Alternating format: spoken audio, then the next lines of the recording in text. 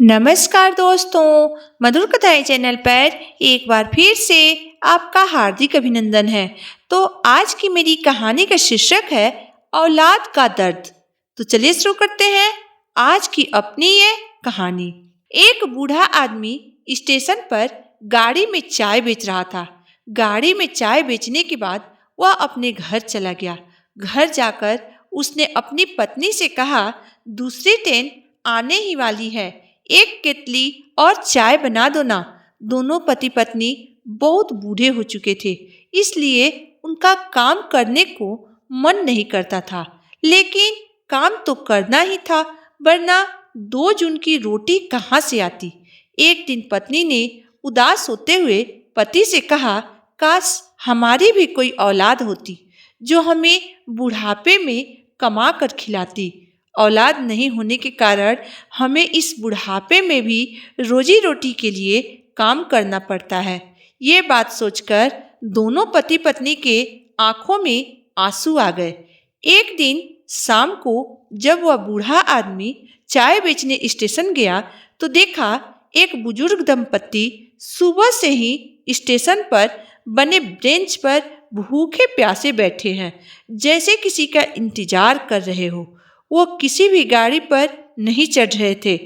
तब वह चाय बेचने वाला बूढ़ा आदमी उनके पास गया और उन्हें 2 कप चाय देते हुए पूछा, आप लोग को कौन सी गाड़ी से जाना है? आप मुझे बताइए, मैं आप लोगों को बता दूंगा कि आपकी गाड़ी कब और कहाँ आएगी।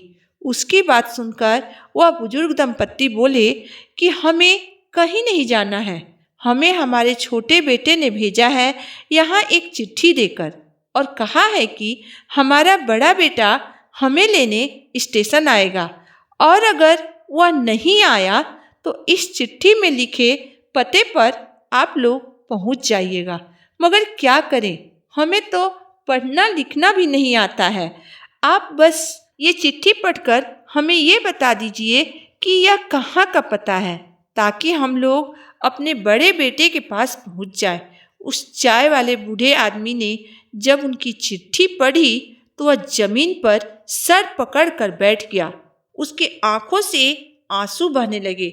उस चिट्ठी में लिखा था कि ये मेरे माता पिता हैं, जो इस चिट्ठी को पढ़े वो इनको पास के ही किसी वृद्धा आश्रम में छोड़ आए। चाय वाला बूढ़ा आदमी उस बुजुर्ग दंपत्ति को एकटक देखने लगा।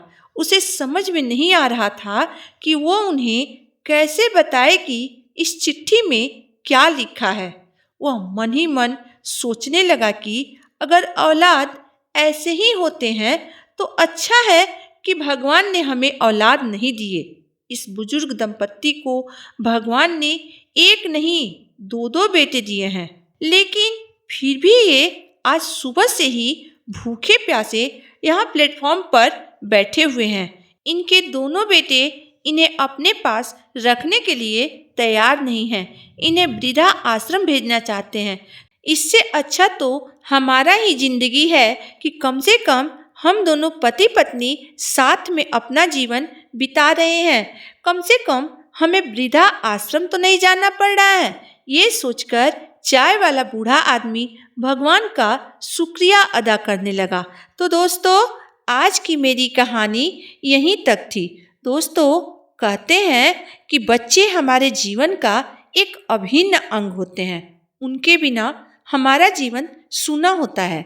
माँ बाप अपने बच्चे को कितना संघर्ष करके, दुख करके अपने बच्चे को बड़ा करते हैं, पढ़ाते लिखाते हैं, लेकिन वही बच्चा बड़ा होकर अपने माँ बाप का सहारा बनने के बजाय उन्हें वृद्धा आश्रम जाने के लिए मजबूर कर देता है। तो दोस्तों, ऐसे औलाद से तो बे औलाद होना ही अच्छा है। इसमें आपकी राय क्या है? आप मुझे कमेंट बॉक्स में ज़रूर बताइएगा। आशा करती हूँ आपको मेरी कहानी पसंद आएगी। अगर आपको मेरी कहानी पसंद आई हो तो मेरे वीडियो को लाइक कर दीजिएगा, चैनल को सब्सक्राइब कर दीजिएगा। तो फिर मिलते हैं एक नई वीडियो, एक नई कहानी के साथ।